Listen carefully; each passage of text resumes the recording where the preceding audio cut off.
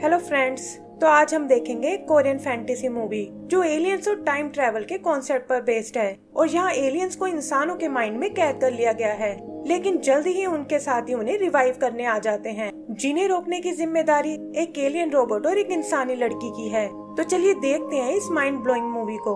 तो एक आवाज हमें बताती है कि काफी टाइम से एलियन अर्थ को एक प्रिजन की तरह यूज कर रहे हैं, जहाँ वो अपने सबसे खतरनाक क्रिमिनल्स को रखते हैं। इन बैड एलियंस को इंसानों के माइंड में कैद किया जाता है, जहाँ से ये जब चाहे बाहर आ सकते हैं, लेकिन इंसानों को इसके बारे में कोई इन्फॉर्मेशन नहीं है। आगे का सीन 13वीं सदी का है, जहाँ कुछ लोग ऐसी एक एलियन को मारने की कोशिश कर रहे हैं। अचानक सामने एक पोर्टल खुलने लगता है और इससे पहले कि वो कुछ समझ पाए, फ्यूचर से एक गाड़ी निकलकर उनके सामने आ जाती है। यहाँ हम एक गार्ड नाम के एलियन रोबोट को देखते हैं, जिस पर इन बैड एलियंस को कैद रखने की जिम्मेदारी है, और उसका साथी है थंडर नाम का एक मिनी बोट, जो जब चाहे कोई भी रूप ले सकता है। ये दोनों इस एलियन को दोबारा कैद करने आए हैं, जो अपनी होस्ट बॉडी से बाहर आ गया है। एलियन उस शरीर में वापस आकर उन पर अटैक करने आता है, लेकिन गार्ड उसे ऐसा नहीं करने देता और अपनी एक्सट्रैक्शन पावर से उसे ट्रैप कर लेता है। मरते हुए वो लेडी उन्हें अपनी बेटी का ध्यान रखने को बोलती है, जो पास ही के एक शेड में है, और थंडर को लगता है कि उन्हें शायद इसे अपने साथ ले चलना चाहिए, लेकिन गार्ड इसके लिए मना कर देता है, क्योंकि वो इंसानों के मैटर में नहीं पड़ना चाहता। यही गार्ड के पास हम एक डिवाइन नाइफ को देखते हैं, जिसमें इन एलियंस को कैद करने की पावर है, और वो उसे और थंडर को लेकर वापस फ्यूचर में चला जाता है। वहाँ वो एलियन को अपनी कंटेनमेंट यूनिट में डालता है, और तभी उसे बच्चे के रोने की आवाज आती है, जिसे थंडर छुपाकर अपने साथ ले आया है। थंडर उसे समझाता है कि हम यहाँ इंसानों से छुप कर रहते हैं, और अगर ये बेबी हमारे साथ होगा तो कोई भी हम पर शक नहीं करेगा। गार्ड को लगता है कि ये सही कह रहा है, और वो उस बेबी को अपने साथ रख लेता है और कहता है कि आज से हम इसे याना कहकर बुलाएंगे। आगे का सीन वापस से 13वीं सदी का है, जहाँ हम मुरुक नाम के बाउंटी हंटर को देखते हैं, जो छोटे मोटे चोरों को पकड़कर अपना गुजारा चलाता है। एक दिन उसे उस डिवाइन नाइफ का पैम्पलेट मिलता है, जिसे ढूंढने वाले को बहुत बड़ा इनाम दिया जाएगा। मुरुक इस बारे में अपने पुराने मास्टर गाई से पूछता है, जो बताता है कि काफी टाइम पहले ये नाइफ एक रिवर में पाया गया था, जिसमें कुछ अजीब सी शक्तियाँ थी, और इसीलिए गवर्नर ने उसे अपने कब्जे में ले लिया। मुरुक गवर्नर से मिलने उसके पब में जाता है, ताकि उससे उस नाइफ का सौदा कर सके, लेकिन पता चलता है कि उससे पहले ही वहाँ एक और आदमी आ चुका है। वो आदमी उस नाइफ के लिए गवर्नर पर अटैक कर देता है, लेकिन इससे पहले कि नाइफ उसके हाथ लग पाए, मास्टर गाई नाइफ को लेकर वहाँ से भाग जाता है। मुरुक अपने मास्टर की मदद करने की सोचता है, लेकिन वो देखते हैं कि आदमी तो असल में एक मॉन्स्टर है। गाई मौका देखकर वहाँ से भाग जाता है, और वो आदमी मुरुक की बहुत पिटाई करता है, और फिर उसे मरा हुआ समझकर वहाँ से चला जाता है। आगे हम फिर से एक बार फ्यूचर में आते हैं, जहाँ गार्ड अपनी बेटी याना के स्कूल आया हुआ है। वहाँ टीचर उसे बताती है कि याना आपकी कंप्लेंट करने पुलिस स्टेशन गई थी कि आप इंसान के रूप में एक एलियन रोबोट हो, और ये सुनकर गार्ड सोच में पड़ जाता है। वो इस बारे में याना से कोई बात नहीं करता, लेकिन हम देखते हैं कि याना ने एक फोन ऑन करके उसी गाड़ी में छुपा दिया है, क्योंकि उसे शक है कि ये गाड़ी ही वो थंडर नाम की मिनी बोट है। इससे वो थंडर और गार्ड की सारी बातें सुन लेती है कि कैसे धरती पर कैदियों का एक नया बैच आने वाला है, और इससे उसका शक भी यकीन में बदल जाता है। रात को वो उस गाड़ी को चेक करने जाती है और देखती है कि पिछली सीट के नीचे एक पोर्टल बना हुआ है। वो उस पोर्टल को छूने की सोचती है, लेकिन तभी वो मिनी बोट उसके सामने आ जाता है। वो उसे अपने और गार्ड के बारे में सारी इन्फॉर्मेशन देता है कि कैसे वो लोग एक दूसरे प्लेनेट से आए हैं, और उनका काम बुरे एलियंस को कंट्रोल करने का है। याना को ये भी पता चल जाता है कि कल का बैच सिटी हॉस्पिटल में आने वाला है, और वो सुबह होते ही वहाँ के लिए निकल जाती है, जहाँ उसकी मुलाकात मून नाम के एक पुलिस ऑफिसर से होती है, जो उसे रिकॉर्डिंग करते देख सवाल करने लगता है, लेकिन याना कहती है कि आप ये सब नहीं समझोगे। फिर हम एक स्पेसशिप को आते हुए देखते हैं, जो हॉस्पिटल में एक स्टोन को रिलीज करता है, और देखते ही देखते वो स्टोन चेंज होकर एक पॉड में बदल जाता है।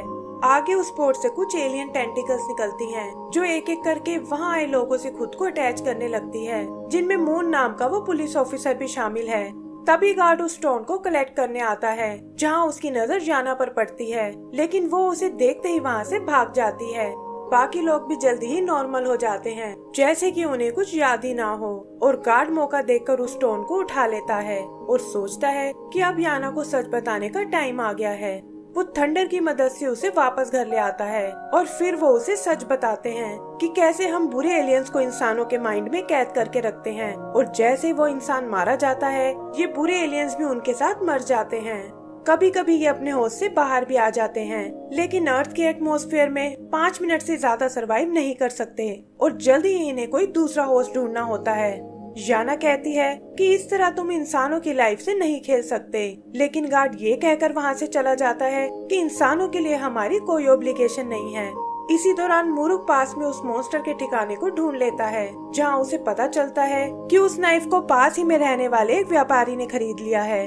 यही हम मिलबोर्न नाम के एक टेम्पल को देखते हैं, जिसका हेड प्रीस्ट भी इस नाइफ को पाना चाहता है और इसके लिए वो एक मॉन्क कपल को हायर करता है जिनके पास अपने कुछ मैजिकल स्पेल्स हैं। इधर मुरुक की मुलाकात उस आदमी से होती है जो उस व्यापारी की बेटी से शादी करने वाला है और वो जबरदस्ती उसका रूप लेकर वहाँ पहुँच जाता है।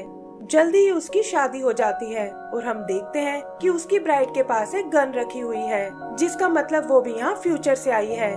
फिर वो लड़की मुरुक से एक ड्रिंक पीने को बोलती है, जिसे पीते ही वो अपने होश खो बैठता है और पता चलता है कि ये लड़की भी यहाँ उस नाइफ को ही चुराने आई है। तभी हम उस मॉन्क कपल को आते हुए देखते हैं जो उस व्यापारी को वश में करके उससे नाइफ लाने को बोलते हैं।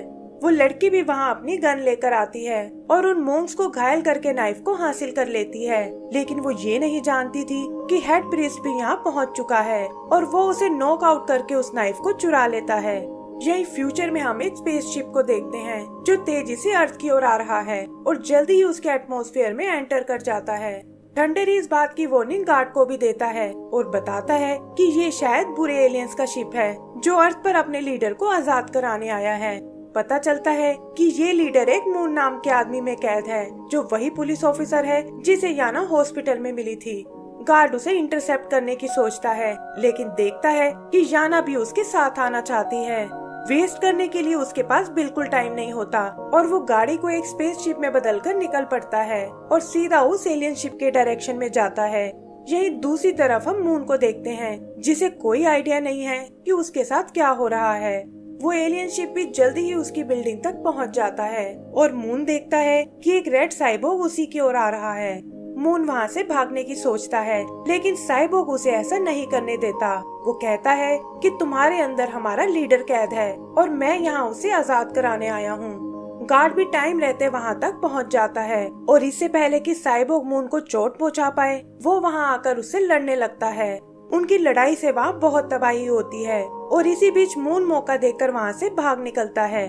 साइबोर्ग भी जल्दी ही गार्ड को ट्रैप कर लेता है और उसका नाइफ लेकर मून को पकड़ने निकल जाता है। यहाँ हम उसकी और मून के बीच एक चेस सीन को देखते हैं, जिसके विजुअल इफेक्ट्स बहुत ही शानदार हैं। लेकिन इससे पहले कि साइबोर्ग मून तक पहुँच पाए, गार्ड शिप लेकर उसे रोकने आ जाता है। उनके अटैक से एक बार तो एलियन शिप क्रैश हो जाता है, लेकिन फिर जल्दी ही साइबोर्ग उसे संभाल लेता है और गार्ड की शिप पर अपना लेजर अटैक करता है। गार्ड देखता है कि इस तरह तो पूरी सिटी तबाह हो जाएगी, क्योंकि साइबोर्ग की लेजर्स बहुत पावरफुल हैं और वो उसे पीछे लगाकर वहाँ से दूर ले जाता है। वहाँ वो एलियन शिप के वीक पॉइंट्स पर अटैक करने की सोचते हैं, लेकिन साइबोर्ग इसके लिए पहले से ही तैयार था और बड़ी चालाकी से गार्ड की शिप को क्रैश करा देता है। फिर वो मून को पकड़ने वापस आता है और उसके एक लेजर ब्लास्ट से मून क्रैश होकर एक बस में जा गिरता है। साइबोर्ग भी शिप से बाहर आ जाता है ताकि उस नाइफ की मदद से लीडर को आजाद कर सके, लेकिन वो एक बार फिर गार्ड को आते हुए देखता है। गार्ड उसे रोकने की बहुत कोशिश करता है, लेकिन साइबोर्ग मून को स्टैब करने में कामयाब हो जाता है। गार्ड उस नाइफ को बाहर निकालने की सोचता है, लेकिन साइबोर्ग उसे पकड़कर एक बिल्डिंग में ले जाता है और वहाँ खुद को ब्लास्ट कर देता है। थंडर उसे चेक करने आता है और देखता है कि उसकी हालत बहुत खराब है और वो उसमें अपनी कुछ रिजर्व पावर ट्रांसफर करता है। यहीं बाहर हम मून को देखते हैं, जिसमें से वो एलियन लीडर बाहर निकल आया है और नाइफ लेकर अपने स्पेसशिप में चला जाता है। थंडर भी उसे फॉलो करता है और देखता है कि वो एलियन अपने प्लेनेट से कुछ गैस बैलून लेकर आया है ताकि अर्थ के एटमॉस्फेयर को चेंज कर सके और इससे उन्हें इंसानों की बॉडी में नहीं रहना पड़ेगा। लेकिन थंडर जानता है कि ये गैस बहुत ही जहरीली है और इंसान इसमें सरवाइव नहीं कर पाएगा। वो तुरंत ये बात गार्ड को बताता है और हम देखते हैं कि वो वहाँ उस एलियन लीडर को रोकने आ गया है। वो दोनों एक बार फिर लड़ने लगते हैं और गार्ड उसे उठाकर शिप से बाहर फेंक देता है, लेकिन वो ये नहीं देख पाता कि 2 गैस बैलून भी उस गैप से बाहर निकल गए हैं। वो नाइफ लेकर उन बाकी बैलून्स को ट्रैप करने लगता है और उधर उस एलियन को हम मून की बॉडी में आते हुए देखते हैं, जो हवा में उड़ते एक बैलून को पंक्चर कर देता है। इससे वहाँ ऑरेंज कलर की वो जहरीली गैस फैलने लगती है, जिसके कांटेक्ट में आते ही इंसान मरने लगते हैं और वहाँ हर तरफ भगदड़ मच जाती है। थंडर भागने में लोगों की मदद करता है और याना को अपनी कार में बिठाकर वहाँ से दूर भेज देता है। कार ने भी फाइनली उन सभी बैलून्स को लॉक कर दिया है और उस एलियन शिप को उड़ाकर वहाँ से दूर ले जाता है। ये भयानक घटना याना के माइंड में हमेशा के लिए छप जाती है और यहाँ पता चलता है कि 13वीं सदी की वो लड़की असल में याना ही है, जो फ्यूचर से यहाँ उस नाइफ को ढूंढने आई है। वहाँ वो खुद को उस प्रीस्ट की कैद में पाती है, जो बताता है कि वो भी फ्यूचर से आया एक एलियन ही है और याना की ही तरह उस नाइफ को ढूंढ रहा है। वो याना से उस स्पेसशिप की लोकेशन पूछता है ताकि यहाँ से वापस फ्यूचर में जा सके, लेकिन याना उसे कुछ भी बताने से मना कर देती है। आगे पता चलता है कि ये मोंक उस मॉन्स्टर आदमी से मिला हुआ है और ये लोग फिलहाल अपने लीडर को ढूंढ रहे हैं ताकि उसे और नाइफ को लेकर वापस फ्यूचर में जा सके। यही दूसरी तरफ हम मूर्ख को देखते हैं, जो मोंक का भेष बनाकर टेम्पल में घुस आया है और जल्दी उसे नाइफ की लोकेशन का पता चल जाता है। यही उसकी मुलाकात याना से होती है और वो उसे प्रॉमिस करता है कि जल्दी ही मैं तुम्हें यहाँ से बाहर निकाल लूंगा। फिर रात को वो उस नाइफ को चुराने जाता है और देखता है कि वहाँ वो मोंक कपल पैरालाइज पड़े हुए हैं। वो बताते हैं कि प्रीस्ट ने उन सभी को जहर दिया है, जिसमें वो लड़की याना भी शामिल है, लेकिन उनके पास इस पॉइजन का एंटीडोट है जिसे वो उठाने की कोशिश कर रहे हैं। मुरुक तुरंत उन पिल्स को उठा लेता है और एक उन दोनों के लिए छोड़कर दूसरी को अपने साथ ले जाता है। वो कपल किसी तरह खुद को ठीक कर लेते हैं और उधर मुरुक भी बचता हुआ याना तक पहुंच जाता है। वहाँ वो उसे वो पिल खिलाता है ताकि पॉइजन के असर को दूर कर सके, लेकिन देखता है कि प्रीस्ट और दूसरे एलियन ने उसे घेर लिया है।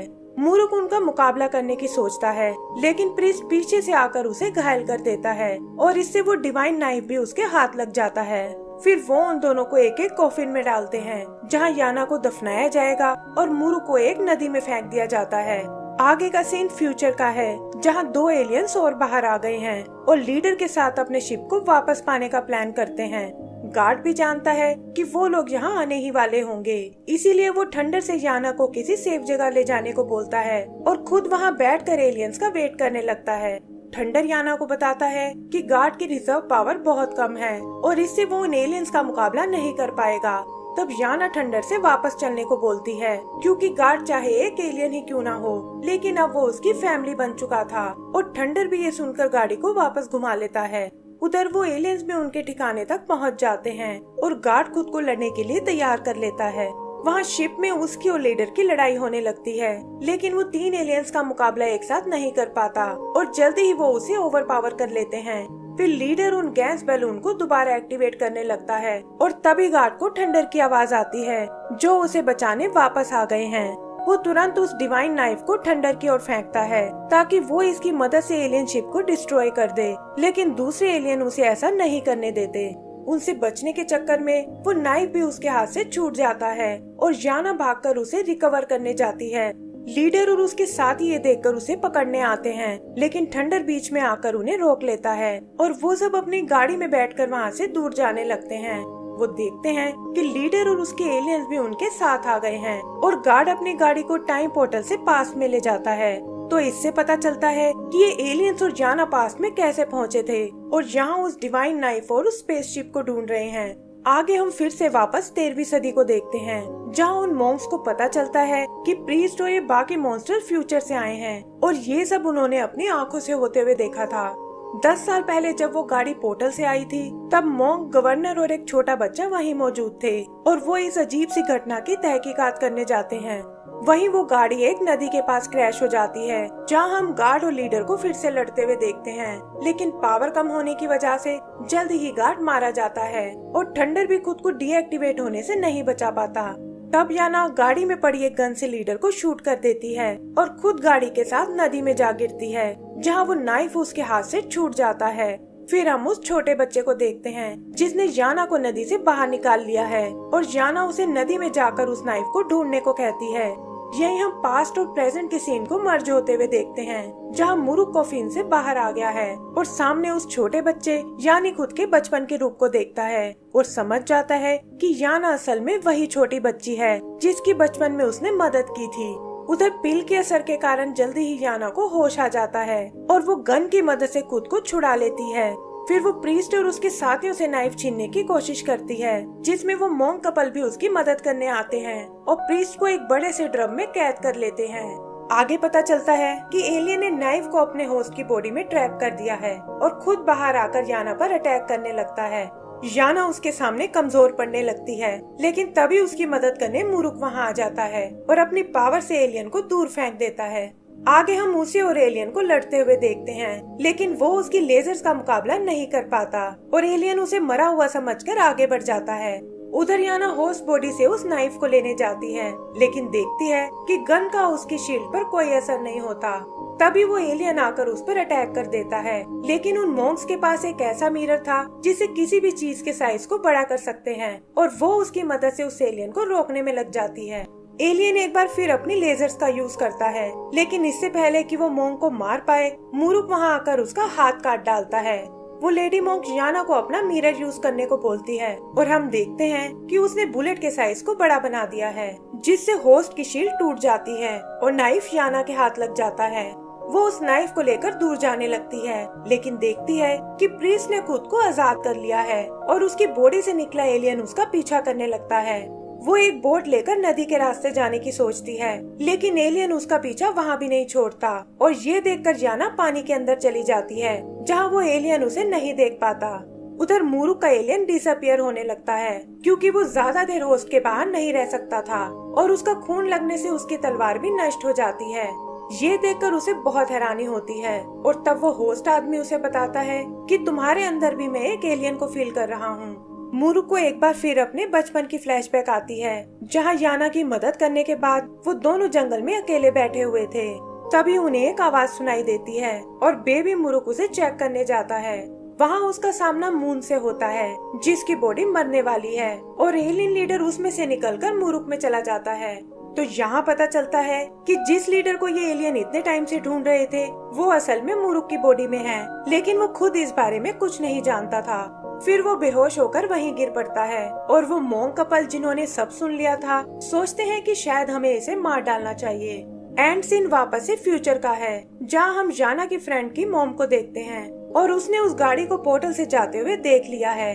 तभी उसकी नजर उस स्पेसशिप पर पड़ती है और पता चलता है कि उन गैस बैलून्स के फटने में बस 48 घंटे का टाइम है और इसी के साथ मूवी का पहला पार्ट खत्म हो जाता है। तो दोस्तों, अगर आपको ये मूवी पसंद आई हो तो प्लीज हमें लाइक एंड सब्सक्राइब करना ना भूलें। Thank you.